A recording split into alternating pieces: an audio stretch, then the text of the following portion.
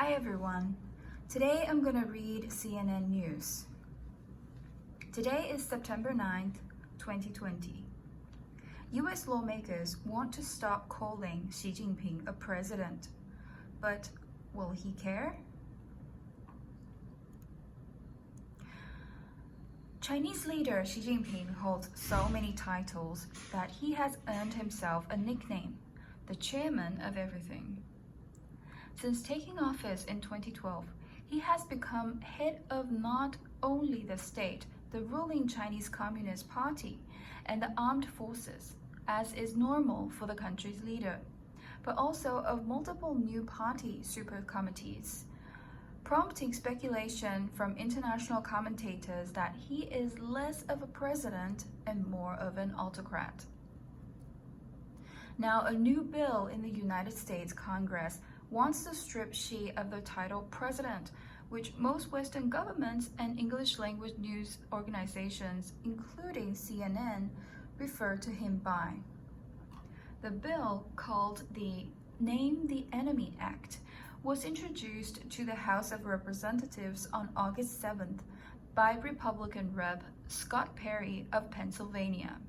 It would prohibit the federal government from creating or disseminating any documents that refer to the head of state of the People's Republic of China as anything other than General Secretary of the Central Committee of the Chinese Communist Party, or alternatively as General Secretary, according to a draft of the bill.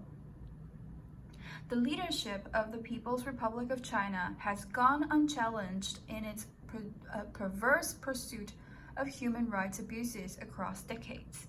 The bill reads, addressing the head of the state of the People's Republic of China as a president grants the incorrect assumption that the people of the state, via democratic means, have readily legitimized the leader who rules them. Xi's title have been a topic of controversy and some confusion. None of his official Chinese titles include the word president or translate to it. But all Chinese leaders since the 1980s, when the country began to open up its economy, have had that official English title in China. Perry isn't the first to call for a change in designation.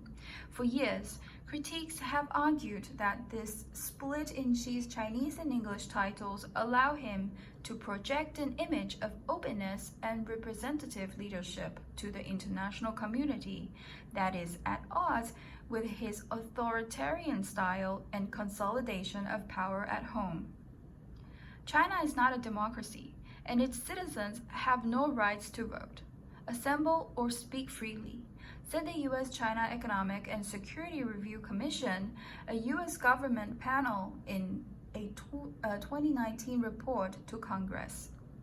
Giving General Secretary Xi the unearned title of president lends a veneer of democratic legitimacy to the CCP and Xi's authoritarian rule.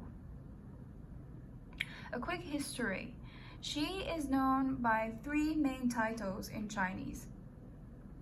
As state chairman, 国家主席, he is the head of state.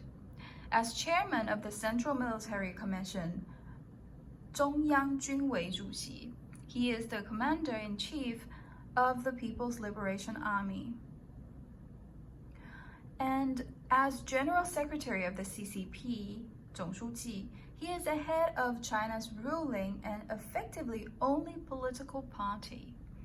These titles are used depending on context. The military title is used when Xi is dealing with PLA matters, for instance.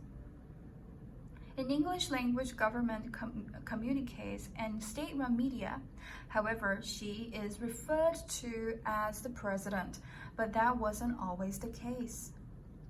The country's 1954 constitution, which was adopted several years after the founding of the People's Republic of China, refers to the Chinese leader as chairman in its original English translation. Mao Zedong was the first to hold this position. In 1975, He pushed through a new constitution that emphasized the Communist Party's authority over the states by eliminating the state chairman office entirely and granting sweeping new powers to the party chairman instead. It wasn't until 1982, under a new leader pushing to open China to the world, that another constitution was introduced. It reversed many of Mao's changes by re-establishing the state chairman's office, rebranding the party chairman as general secretary, and introducing the new official English translation of president, which has since been used for each successive leader. The word president has Latin roots that mean to sit before, which is why it was initially used for heads of colleges or committee leaders. Its meaning doesn't inherently have anything to do with elections or democracy, but the United States was the first country to use the word as a title for the head of a republic, and other countries followed suit. The 1980s were a time of sweeping reform and globalization in China as then-leader Deng Xiaoping loosened government control over the economy and certain personal freedoms. The newly adopted English title of president reflected this spirit of opening up and increased international diplomacy. It also put distance between the country's new leadership and Mao's authoritarian regime, during which up to 45 million people starved to death, and inched closer to how other modern countries refer to their leaders. The shift indicated kind of an external alignment with international practices, said Jenny Liang, a professor of linguistics at Hong Kong University School of English, in contrast to Soviet-era Chinese titles, which have a strong communist historical association. Even a state-run paper, China Daily, said in 2009 that the new title was introduced because the heads of state in the world's republic countries are all called president in English. Some Western newspapers adopted the term president immediately, while others continue using leader of the Communist Party.